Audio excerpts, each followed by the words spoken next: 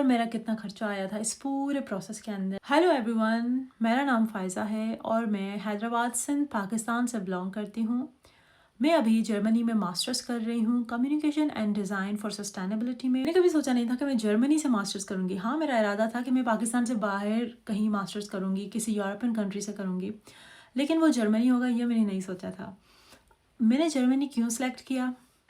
क्योंकि आप सबको पता है कि यूके की एजुकेशन कितनी महंगी है, लेकिन जर्मन पब्लिक यूनिवर्सिटीज़ की जो फ़ीस है वो ना होने के बराबर होती है। और आजकल जो सबसे बड़ा मसला है वो है 12,000 यूरो कलेक्ट करना और वहाँ से निकलना, क्योंकि एजुकेशन तो आपको पता है कि इतनी महंगी नहीं है। आप अप्लाई कर सकते हैं, आपकी सिलेक्शन भी हो जाती है, लेकिन 12,000 यूरो एट अ टाइम जो है वो कलेक्ट करना और अप्लाई करना वो एक बड़ा मसला आ रहा है। मैंने एक माइंड बनाया हुआ था कि भाई मुझे बाहर जाना है और मेरा एक माइंडसेट था 2-3 सालों से कि मेरा इतना खर्चा आने अगर मैं अपनी बात करूँ तो मेरी जो बैचलर्स है वो 2017 की स्टार्टिंग में जनवरी में मेरी बैचलर्स ख़त्म हो गई थी और उस वक्त मेरा कोई ऐसा माइंड नहीं था कि मुझे मास्टर्स के लिए जाना है, क्योंकि मुझे ये था कि मैं मास्टर्स करूँगी लेकिन अब मैं भी 2-3-4 सालों के बाद करूँगी, अभी नहीं करूँगी, क्योंकि मास्टर्स से पहले मुझे मार्केट एक्सपीरियंस चाहिए। मुझे जॉब मिल गई थी तो फिर मुझे मार्केट एक्सपीरियंस भी चाहिए था ताकि मुझे पता चले कि मार्केट में क्या हो रहा है। तो मेरा मास्टर्स का कोई भी माइंड नहीं था।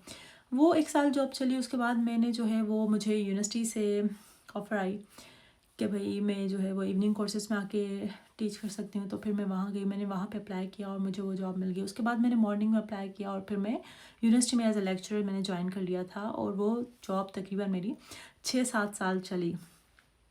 लेकिन उस दौरान ही मुझे ये था कि भाई मुझे जो है वो अब मास्टर्स करना है।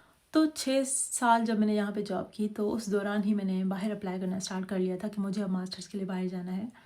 पहले मैंने यूके में अप्लाई किया था। यूके में मुझे एडमिशन मिल गई थी, लेकिन मैंने वहाँ पे एक्सेप्ट नहीं की एडमिशन और फिर मुझे जो है वो जर्मनी का आइडिया हुआ और मैंने जर्मनी में स्टार्ट करना शुरू किया और वो 2024 की बात है। 2023 की एंड में मैंने यूके में अप्लाई किया था, जहाँ से मुझे एडमिशन आ गई थी, लेकिन यूके के लॉज थोड़े चेंज हो गए थे तो फिर मैंने यूके में प्रेफर नहीं किया। मैंने जो है वो जर्मनी में ही अप्लाई करना स्टार्ट कर दिया। जर्मनी का जो माइंड है वो मेरा तकरीबन बना था 2024 के मार्च में और मैंने सोचना स्टार्ट कर दिया था कि भाई अब मुझे कैसे अप्लाई करना है और कितना खर्च आने वाला है जर्मनी के उसमें पूरा प्रोसेस में कितना खर्च आने वाला है, कौन कौन से डॉक्यूमेंट्स चाहिए। मैंने यूट्यूब पे बहुत सारी वीडियोस देखना स्टार्ट कर ली थी कि भाई डॉक्यूमेंट्स कहाँ से टेस्ट होते हैं, कैसे टेस्ट होते हैं। तो ये सारा प्रोसेस जो है मैंने मार्च 2024 में स्टार्ट किया। तो ये सारे जो भी स्टेप्स हैं कि भाई ब्लॉक अकाउंट जमा करना, डॉक्यूमेंट्स जमा करना, अप्लाई करना, कैसे अप्लाई कर सकते हैं, कब कब आपको डॉक्यूमेंट्स चाहिए, किस टाइम को आपको ब्लॉक अकाउंट चाहिए, अमाउंट आपको कब शो करना है और मेरा कितना खर्चा आया था इस पूरे प्रोसेस के अंदर। नंबर 1 है कि भाई डॉक्यूमेंट्स वेरीफाई कहाँ से करवाएं और जो है वो कौन कौन से डॉक्यूमेंट्स आपको चाहिए अप्लाई करने के लिए। तो मेरे सारे डॉक्यूमेंट्स ऑलरेडी मेरे पास हैं, ट्रांसक्रिप्ट्स, डिग्रीज़, IBCC के डॉक्यूमेंट्स हैं जो भी, वो सारे डॉक्यूमेंट्स मेरे पास रेडी पड़े हुए हैं। मेरा सिल्वर मेडल का सर्टिफिकेट और जो भी अचीवमेंट्स थी मेरी वो सारी मेरे पास थी। अब ये सीन था कि भाई मुझे अप्लाई करना है डॉक्यूमेंट्स वेरीफाई करने के लिए। तो सबसे पहले मैंने अप्लाई किया IBCC में। IBCC को मैंने डॉक्यूमेंट्स अपने मैट्रिक के और इंटर के सारे मैंने जो है वो IBCC से मैंने अटेस्ट करवाए और उस सारे डॉक्यूमेंट्स का जो खर्चा था 2024 में तकरीबन मेरा 15,000 का खर्चा सिर्फ IBCC के डॉक्यूमेंट्स पे आया। तो वो उसमें भी कोई 15 दिन 20 दिन लग गए थे और मेरे डॉक्यूमेंट्स मुझे वापस मिल चुके थे। उसके बाद उसी टाइम के दौरान मैंने HEC में भी अप्लाई कर लिया था कि भाई अपॉइंटमेंट चाहिए होती है HEC में जब आप अप्लाई करते हैं डॉक्यूमेंट्स वेरीफाई करने के लिए। तो मैंने अपॉइंटमेंट के लिए अप्लाई कर लिया था और मुझे अपॉइंटमेंट भी मिल गई थी, जो कि मुझे कराची जाना था सारे डॉक्यूमेंट्स लेकर और फिर वहाँ से वेरीफाई करने थे।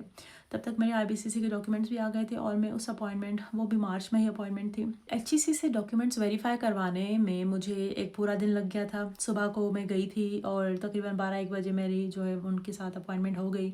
उन्होंने कहा कि भाई आप शाम को 5 बजे तक ले सकते हैं डॉक्यूमेंट्स। तो मैं वहीं पे रह गई और मैंने जो है ना, मुझे ये था कि मैं काम को आधा छोड़ के नहीं जाऊँगी, सारे कंप्लीट हो जाएंगे तो फिर मैं लेकर जाऊँगी सारे डॉक्यूमेंट्स। तो आपको वहाँ पे जो है ना आप रुक सकते हैं और आप अपने डॉक्यूमेंट्स साथ में ले जा सकते हैं। तो थैंक गॉड वो सारे डॉक्यूमेंट्स जो है मेरे उसी दिन वेरीफाई हो गए थे और उसमें भी कोई मेरा 15,000 के आसपास खर्चा हुआ था। तो डॉक्यूमेंट्स की जो वेरिफिकेशन थी वो 2 थी, एक IBCC थी, एक HEC थी।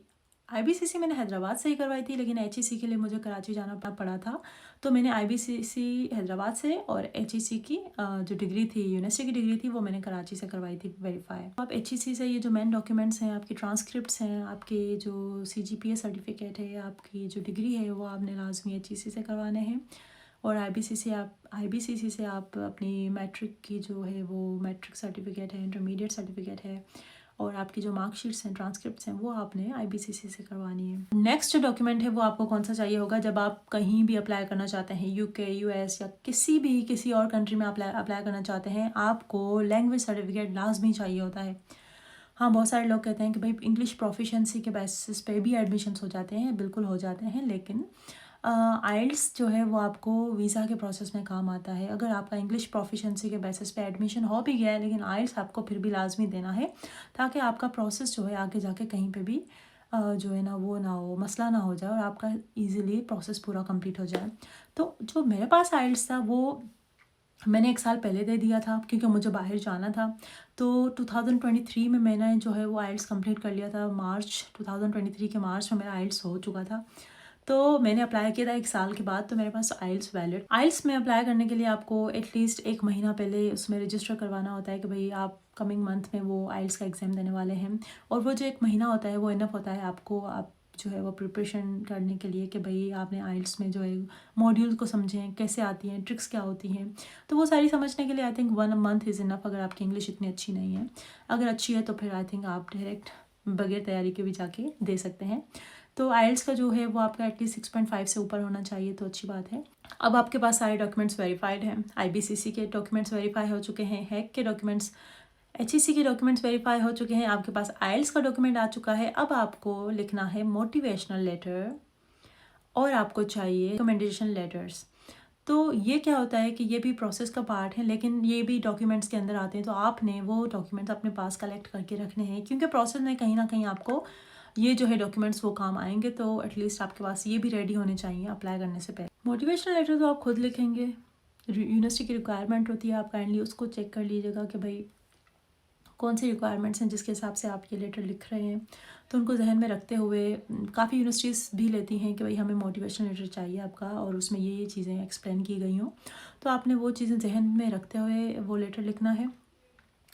अदरवाइज़ आपने जो है वो आपको वीज़ा के लिए भी लेटर ऑफ मोटिवेशन चाहिए होता है, तो आपने एक अच्छा सा मोटिवेशन लेटर वीज़ा के लिए भी लिखना है।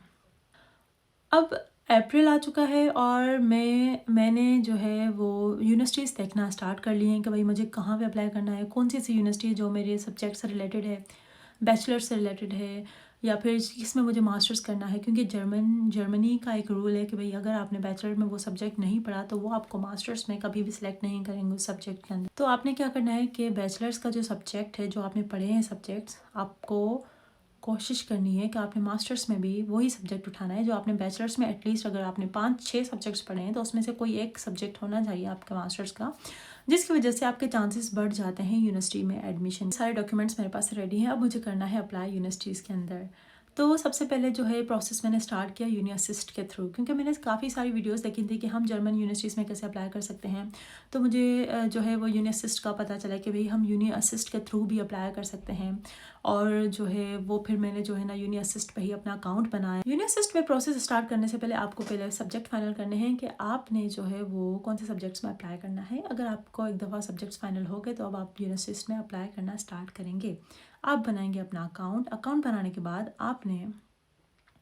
मैंने एक वीडियो बनाई हुई है पूरी यूनिअसिस्ट पे, आप देख सकते हैं, यहाँ पे लिंक आ रही होगी, अगर नहीं आ रही तो आप जाके मेरे यूनिअसिस्ट वाली वीडियो देखें, और वहाँ पे मैंने पूरा एक्सप्लेन किया हुआ है कि आप अकाउंट कैसे बनाएंगे, और आप अकाउंट बनाने से लेकर जर्मन यूनिवर्सिटी तक पहुँचने का पूरा प्रोसेस मैंने इसमें एक्सप्लेन किया हुआ है। तो आप काइंडली जाएँ और वो वीडियो देखें कि हम यूनिअसिस्ट पे कैसे अप्लाई करेंगे और आपको एडमिशन कैसे मिलेगा। अब यूनिअसिस्ट क्या करेगा, आपके सारे डॉक्यूमेंट्स वेरीफाई करेगा। तो फिर मैंने जो है वो मई में तकरीबन यूनिअसिस्ट का काम पूरा कर लिया था, और उस पर मैंने सारे डॉक्यूमेंट्स अपलोड कर लिए थे जो भी उनको चाहिए थे।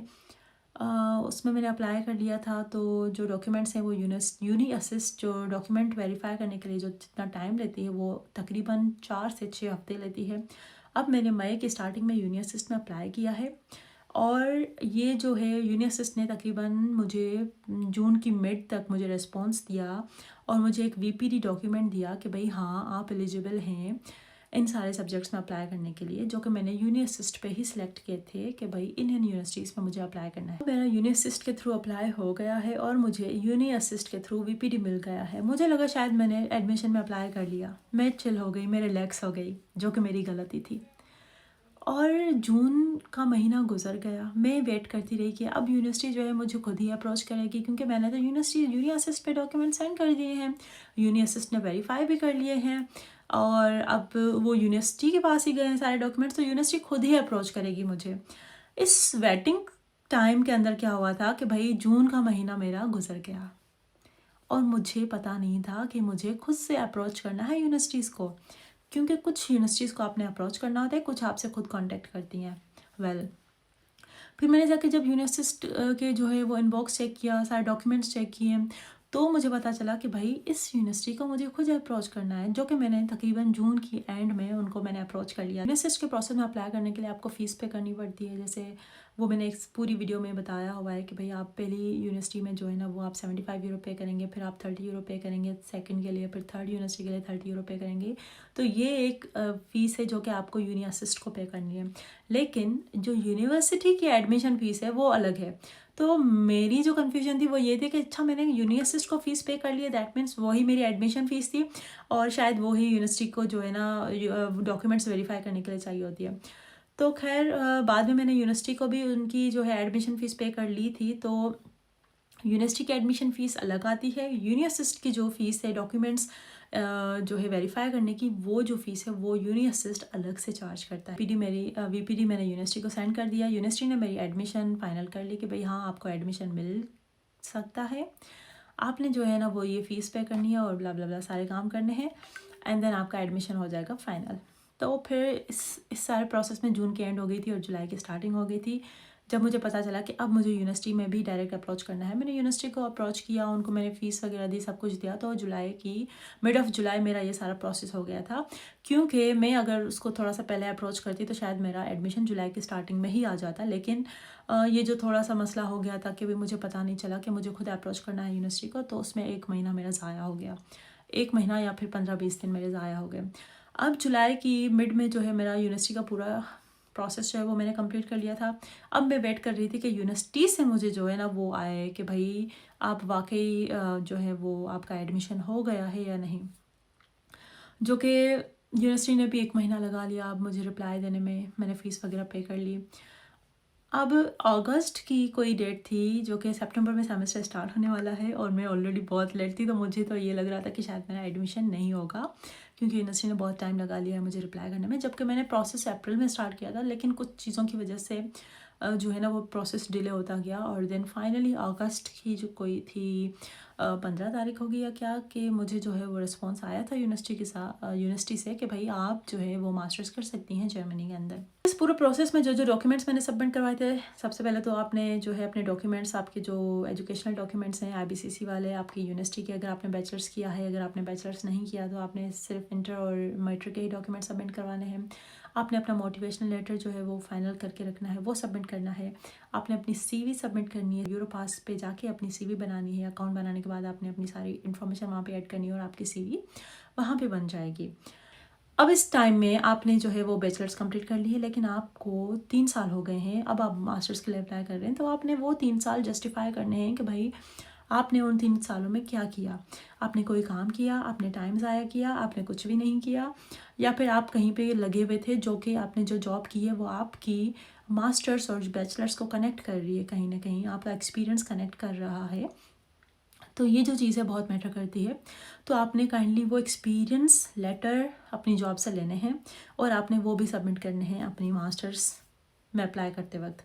तो एक्सपीरियंस लेटर भी आपको चाहिए होगा, रिकमेंडेशन लेटर कुछ यूनिवर्सिटीज़ लेती हैं, कुछ नहीं लेती, तो आपने वो भी जो है वो अपनी रिक्वायरमेंट को देखते हुए अगर लेती हैं तो आपने रिकमेंडेशन लेटर भी अपने प्रोफेसर से लेकर सबमिट करने। और जर्मन यूनिवर्सिटीज़ जो अच्छा सपोर्ट करती हैं उन लोगों को जो वॉलंटरीली बहुत ज़्यादा एक्टिव होते हैं, तो आपने अगर वॉलंटरीली ऐसी एक्टिविटीज़ की हैं पाकिस्तान के अंदर कि जिसमें जो है आपके पास अच्छा एक्सपीरियंस है और आप आपने काफ़ी टाइम दिया हुआ है उन वॉलंटियर एक्टिविटीज़ को, आप तो काइंडली आप वो सर्टिफिकेट लाजमी जमा करवाएं और अपने साथ भी जर्मनी लेकर जाएं, क्योंकि उन सर्टिफिकेट्स के जो है ना वो बहुत ज़्यादा फ़ायदे हैं। जब आप जर्मनी पहुंचेंगे तो आपको पता चलेगा कि वो जो आपने एक्टिविटीज़ की थी वो भी, उनका भी कोई फ़ायदा हो सकता है यहाँ पे। सारा प्रोसेस करने के बाद मुझे मिड ऑफ अगस्त जो है वो एडमिशन लेटर आ गया था कि भाई मेरी एडमिशन यूनिवर्सिटी में हो चुकी है, और मुझे बहुत खुशी भी वो लेटर देख के।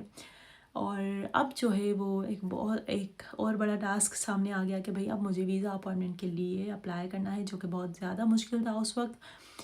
अभी भी मुश्किल होगा, लेकिन उस वक्त बहुत ज़्यादा मुश्किल था। लेकिन पंजाब से कराची वाला सीन थोड़ा सा बेहतर था, तो फिर मैंने जो है ना वो दिन रात एक कर दिया। मैं डेली रात को जो है वो 3 बजे तक जागती थी कि मुझे जो है ना वो अपॉइंटमेंट बुक करनी है, क्योंकि रात को 3 बजे अपॉइंटमेंट ओपन होती थी और जर्मनी के 12 बजते थे, तो वहाँ पे 3 बजते थे। तो रात को 3 बजे तक मैं जागती थी कि भाई मुझे अपॉइंटमेंट बुक करनी है। मैं एक हफ़्ता, 2 हफ़्ते, 3 हफ़्ते में जागती रही, लेकिन जो है ना मुझे अपॉइंटमेंट नहीं मिली, क्योंकि सेकंड्स में अपॉइंटमेंट चली जाती हैं और आपको नहीं मिलती। लिमिटेड अपॉइंटमेंट्स आती हैं, फिर जिसको सबसे पहले मिल गई। तो खैर जो है ना वो एक अलग मसला था। मुझे जो है ना फिर मुझे ये था कि भाई मेरी एडमिशन के टाइम आने वाले हैं, सितंबर आधा गुजर के आए, मुझे अपॉइंटमेंट नहीं मिल रही। सितंबर स्टार्ट हो गया था शायद, या सितंबर का फर्स्ट वीक था। तो मुझे टेंशन भी था। मैंने जर्मन एम्बेसी के चक्कर लगाए, वहाँ पे जाके देखती हूँ कि भाई मुझे अपॉइंटमेंट क्यों नहीं मिल रही। जब मैं वहाँ पे गई तो मुझे उन लोगों ने एंटरटेन नहीं किया कि भाई आप बगैर अपॉइंटमेंट के आप अंदर जा ही नहीं सकती, आप कैसे आ गई हैं। तो ये एक अलग सीन था कि भाई मैं जब वहाँ पे पहुँची, मुझे अंदाज़ा था कि मुझे एंटरटेन नहीं करेंगे, मुझे अंदाज़ा था, लेकिन मुझे ये था कि कुछ तो होगा वहाँ पे जाके, कुछ तो पता चलेगा। वेल मैं जब वहाँ पे गई तो मुझे एक लड़की मिली जिसका उस दिन इंटरव्यू था एम्बेसी में। उसने मुझे कहा कि आप जो है ये ऐसा कर सकती हैं कि आप अपने सारे डॉक्यूमेंट्स जो भी हैं, आपके अपॉइंटमेंट लेने के लिए अलग डॉक्यूमेंट आपको सबमिट करवाने पड़ते हैं, तो आप जो वो सारे डॉक्यूमेंट्स हैं वो ये जो यहाँ पे बाहर है पोस्ट बॉक्स, तो आप जो है ना एक लेटर लिखें। अब मेरे पास ना प्रिंटर था, ना मेरे पास लैपटॉप था, तो ना मैं लिख सकती थी, ना मैं प्रिंट कर सकती थी, और एम्बेसी में थी, वहाँ पे सिग्नल्स भी नहीं थे, और मैं अकेली आई थी, मेरे साथ कोई था भी नहीं।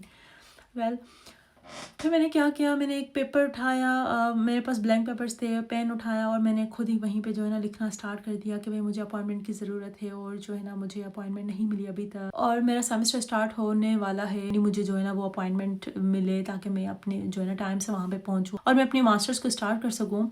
तो मैंने वो पूरा लेटर जो है ना लिखा, और फिर जो है ना अपने सारे डॉक्यूमेंट्स जो मुझे जो है ना वो उनको देने थे, वो मैंने सारा एक फ़ाइल बनाया, एनवलप बना के, वो एनवलप जो है वो मैं वहाँ पे पोस्ट बॉक्स में रख के आ गई।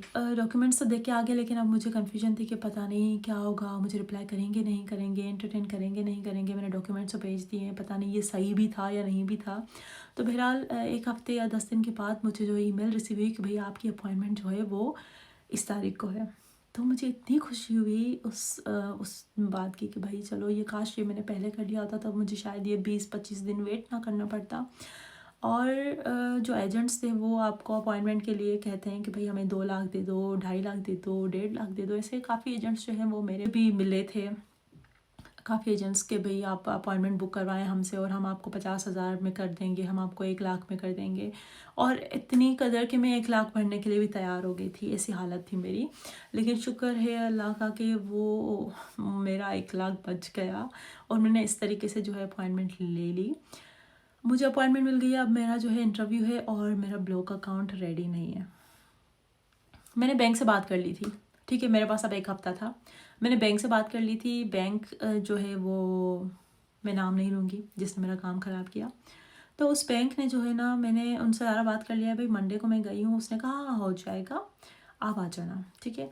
मैंने कहा आज ही कर देना, क्योंकि ऑब्वियसली मुझे लेटर मिलेगा कि भाई हाँ मेरा अकाउंट बन चुका है, और कोरेकल के थ्रू मैं बनवा रही थी, तो भाई कोरेकल भी मुझे रिप्लाई देगा कि एक लेटर देगा, कोरेकल भी आपको एक लेटर देता है कि आपका अमाउंट हमारे पास पहुंच चुका है। तो बहरहाल वो जो प्रोसेस था पूरा, बैंक ने हाँ कर दी, लेकिन बैंक ने कहा आप आ जाएं आराम से फ्राइडे के दिन, और आपको जो है ना हम मंडे ट्यूसडे तक दे देंगे, और मेरी अपॉइंटमेंट शायद वेडनेसडे को थी। मैंने कहा चलो हो जाएगा, बैंक कह रही है तो हो जाएगा, मुझे क्या पता था कि ऐसा सीन होगा। बहरहाल मैं जब थर्सडे को वहाँ पर गई हूँ, तो वो बंदा कह रहा है कि सॉरी हमसे नहीं हो सकता। फिर क्या हुआ कि भाई उसने तो मना कर दिया। अब हम ऑन द स्पॉट वहाँ से भागे हैं, दूसरी बैंक के पास पहुँचे हैं, एमसीबी के पास। फिर एमसीबी ने जो है ना, कुछ फ्रेंड्स थे जिनकी हेल्प की वजह से जो है एमसीबी ने जुम्मे का दिन था, पूरा सुबह से लेकर शाम तक हम बैंक में ही थे और पूरा प्रोसेस करवा रहे थे। फिर सैटरडे संडे आ गया बीच में। सैटरडे के दिन भी हमने थोड़ा प्रोसेस करवाया, मंडे के दिन भी हमने प्रोसेस करवाया, वेडनेसडे को मेरी अपॉइंटमेंट है। बहरहाल सब कुछ हो गया। एमसीबी ने मुझे बहुत जल्दी जो है ना सारे लेटर्स निकाल के दे दिए कि भाई चलो ये ले लो आप लेटर, जो है ना आप ये जाके, ये प्रूफ है आपके पास, आप जाके ये एम्बेसी में जाके दिखा सकते हैं कि भाई ये डॉक्यूमेंट है, मैंने अमाउंट सारा ट्रांसफ़र कर दिया है। तो खैर मैं डरी हुई भी थी कि पता नहीं मेरा ये एक्सेप्ट होगा या नहीं होगा और कुछ हो भी सकता है। तो वहाँ पे जब मैं पहुँची तो वहाँ पे जो है ना मेरा इंटरव्यू कॉल हुआ। अब मैं जा रही हूँ, तो वीज़ा ऑफिसर ने जब सारे डॉक्यूमेंट्स देखे, मेरा एक्सपीरियंस देखा, हर चीज़ सब कुछ परफेक्ट थी। जब मेरा ब्लॉक अकाउंट का वो देखा, जो मैंने एमसीबी से पूरा एक डॉक्यूमेंट लिया हुआ था कि भाई ये डॉक्यूमेंट है, मैंने सारा अमाउंट सेंड कर लिया है, लेकिन जो है ना मेरे पास कॉरेकल का लेटर नहीं है कि भाई उनके पास अमाउंट पहुँचा या नहीं। तो उसने कहा कि भाई आपने अपॉइंटमेंट ले कैसे लिया, आपने ब्लॉक अकाउंट के बगैर आप नहीं कर सकते, आप ऐसे नहीं आ सकते, आपका वीज़ा रिजेक्ट हो सकता है, हम रिजेक्ट कर सकते हैं, हमारे पास ये अथॉरिटी है, आपके पास डॉक्यूमेंट कंप्लीट नहीं है, हम आपका रिजेक्ट कर सकते हैं। बहरहाल मैं बहुत डर गई थी कि अब ये तो रिजेक्ट भी कर सकते हैं मेरा वीज़ा उस वक्त। और उसने कहा कि अब आपके पास जो है ना, वेडनेसडे को मेरी अपॉइंटमेंट थी, उसने कहा फ्राइडे तक मुझे डॉक्यूमेंट नहीं मिला। तो ये जो बैंक का झंझट था ना, ये भी आप एटलीस्ट 15-20 दिन पहले कर लें ताकि आपका अमाउंट जर्मनी तक पहुंच जाए, आखिरी दिन में ना करें। और जैसे ही मुझे जो है कॉरेकल से लेटर आया, मैंने उस वक्त जो है ना वो एम्बेसी को फॉरवर्ड कर दिया और इसमें शायद सितंबर हो गया था। अब जो है ना मुझे वेट करना था। उन्होंने कहा कि आप 4 से 6 हफ्ते वेट करेंगी जब तक आपका पासपोर्ट आ जाए। और मैं जो है वो वेट कर रही थी कि भाई मुझे एम्बेसी से कॉल आएगी, लेकिन मुझे कॉल नहीं आई। मैं वेट करती रही। फिर जो है वो 19 अक्टूबर खुद गई एम्बेसी जो है ना वो विज़िट करने, क्योंकि उसमें लिखा होता है कि आप 1 महीने के बाद विज़िट कर सकती हैं। तो मैं विज़िट कर जो है ना वो पासपोर्ट मिल गया था और मेरा वीज़ा लग गया, क्योंकि मेरी क्लासेस स्टार्ट हो चुकी थी 1 अक्टूबर से। तो मुझे एज सुन एज़ पॉसिबल वहाँ से निकलना था और मुझे अपनी जॉब से भी रिज़ाइन करना था, क्योंकि मैंने नहीं किया था, क्योंकि मुझे कंफर्म नहीं था जब तक प्रोसेस पूरा कंप्लीट हो जाए। तो मैं कंफर्म नहीं थी कि कुछ भी हो सकता है। 25 अक्टूबर को मैं जर्मनी आ चुकी थी और आज जो है वो मुझे 1.5 साल हो चुका है यहाँ पे जर्मनी में। मैंने अपने सारे कोर्सेज़ कंप्लीट कर लिए हैं और मैं अब अपना थीसिस प्लान कर रही हूँ स्टार्ट करना, जो कि इंशाल्लाह सून मैं करूँगी। एक और बात, अकोमोडेशन का प्रोसेस जो है ये भी एक पार्ट था उसका कि भाई आप जब जर्मनी से अप्लाई करते हैं सारा प्रोसेस हो जाता है। मेरा तो इतना जल्दी हुआ है, आप खुद देख रहे हैं कि कैसे सारे प्रोसेस हुए हैं मेरे। तो उसमें अकोमोडेशन के लिए मैं बहुत चेक कर रही थी, लेकिन मुझे अकोमोडेशन जो है वो नहीं मिल रही थी। फिर भी मुझे ये था कि भाई अब नहीं मिल रही तो मुझे वहाँ पे, क्योंकि फ्रॉड भी बहुत ज़्यादा होता है, तो फिर मुझे ये था कि मैं वहाँ जाके ही देखूँगी। तो मैं यहाँ पे आ गई थी, मेरे पास अकोमोडेशन नहीं थी। मैंने जो है ना वो होटल का रूम बुक करवाया था और 1 हफ़्ता मैं होटल में ही रही थी उल्लम के ही सिटी में, जहाँ पे मेरी यूनिवर्सिटी थी। एक हफ़्ता रहने के बाद जो है ना मुझे जो है वो एक सबलेट, मेरी एक फ्रेंड थी जिसने मुझे बताया कि भाई हॉस्टल के अंदर एक लड़की है जो सबलेट दे रही है, क्योंकि मैं ग्रुप में भी नहीं थी, मुझे ग्रुप तक का नहीं था पता कि कोई ग्रुप है जहाँ पे मैं जा सकती हूँ, ज्वाइन कर सकती हूँ। बहरहाल thanks to my that friend, उसने जो है ना मुझे बताया कि भाई एक लड़की है जो कि दे रही है रूम, तो मुझसे कांटेक्ट करो। वो ईरानी थी लड़की जिसने मुझे बताया था। तो खैर मेरा उस लड़की के साथ कांटेक्ट हुआ और मुझे जो है रूम मिल गया। और सबलेट के बाद मैं 1 महीना अपने ही डॉम में रही और लकीली मुझे 1 महीने के बाद अपना कमरा मिल गया था और मेरी अकोमोडेशन का मसला भी हल हो गया था। दिसंबर 2024 से मुझे अपना रूम उसी सेम हॉस्टल में डॉम में, जहाँ पे जो हमारी यूनिवर्सिटी का डॉम था, उसी में मिल चुका था। अच्छा, तो अब सारे स्टेप्स कैसे हो गए? आपने अपने डॉक्यूमेंट्स कलेक्ट करने हैं, आपने अपने डॉक्यूमेंट्स वेरीफाई करने हैं, आपने यूनिवर्सिटी सर्च करनी है, उसमें अप्लाई करना स्टार्ट करना है और उसके बाद आपने वीज़ा अपॉइंटमेंट के लिए अप्लाई करना है एंड देन आपने अपना ब्लॉक अकाउंट रेडी रखना है और उस दौरान आपने अकोमोडेशन के लिए भी अप्लाई करना है। तो ये सारी चीज़ें जो है आपने साथ साथ चलानी है और इंशाल्लाह इन दी एंड आपका प्रोसेस कंप्लीट हो जाएगा और आप भी जर्मनी आ जाएंगे। अक्टूबर के लास्ट वीक था मैं यहाँ पे जर्मनी में आई थी, तो अब मेरे पास नवंबर दिसंबर था और दिसंबर में मेरे एग्ज़ाम्स थे, तो मैं बहुत ही ज़्यादा ऑक्यूपाई थी। मैं जॉब में अप्लाई नहीं कर पाई थी उस टाइम में, क्योंकि मुझे एग्ज़ाम्स के लिए भी रेडी रहना था कि भाई मुझे एग्ज़ाम्स देने हैं। तो दिसंबर में जैसे ही एग्ज़ाम हो गए, जनवरी का फर्स्ट वीक मेरा एग्ज़ाम्स चले थे, उसके बाद मैंने जो है ना फ़्लाइट बैक करवाई पाकिस्तान की और मैं पाकिस्तान चली गई वापस, और 1 महीना मैं पाकिस्तान में रही। और उसी दौरान जो है ना यूनिवर्सिटीज़ की पोजीशंस आती हैं स्टूडेंट असिस्टेंट की, जिसमें जो है ना मैंने अप्लाई किया एज ए स्टूडेंट असिस्टेंट, जो कि मैंने फ़ैब में अप्लाई किया था। और मुझे मेरा फ़ैब में ही इंटरव्यू हुआ, मैं पाकिस्तान में ही थी, और मुझे 1 मार्च से जो है ना वो जॉब मिल गई। तो जॉब आपको ऐसे मिलती है, अगर आप अप्लाई करेंगे तो मिलेगी, नहीं करेंगे तो नहीं मिलेगी, ईज़िली मिल सकती है आपको भी। वंस आप यहाँ पे आ गए, आप उस जॉब के जो अमाउंट है वो आप खुद पे खर्च करें। और अगर आपने ब्लॉक अकाउंट कहीं से लिया हुआ है तो आप अपने ब्लॉक अकाउंट का जो भी अमाउंट है हर महीने आपको 3 लाख मिलते हैं, आप 3 लाख अपने वो रिटर्न कर सकते हैं। और आप अपनी जहाँ पे जॉब जो है ना ढूंढ के, और उसमें से अपना जो है मंथली अमाउंट जो मंथली खर्चा है जो वो आप देख सकते। तो आप बस इरादा बनाएं अपना कि भाई आपने जाना है। जब तक आप इरादा नहीं बनाएंगे, आप सोचेंगे नहीं, आप ख्वाब नहीं देखेंगे, तो आप निकल नहीं पाएंगे। तो अगर मैंने सोचा तभी मैं यहाँ पे आई हूँ, अगर आप भी सोचेंगे तो आप भी आ सकते हैं। मेहनत हमें करनी है और कामयाबी अल्लाह ताला हमें देगा। तो जो है वो आप मेहनत करें, ख्वाब देखना स्टार्ट करें, और उसको कामयाब करने में आपकी अल्लाह ताला मदद करेंगे। अगर हम कर सकते हैं तो आप भी कर सकते हैं। कोई भी हेल्प हो आप मुझसे कमेंट में पूछ सकते हैं। वीडियो अच्छी लगी हो तो लाइक ज़रूर कीजिएगा। मेरा चैनल लाजमी सब्सक्राइब करें ताकि आपको ऐसी अपडेट्स जो हैं वो आपको मिलती रहे, और बेल आइकन को भी प्रेस कर दें ताकि आपको नोटिफाई हो जाए जब कोई नई वीडियो अपलोड करती हूँ। Thank you so much. See you in next video. Bye bye.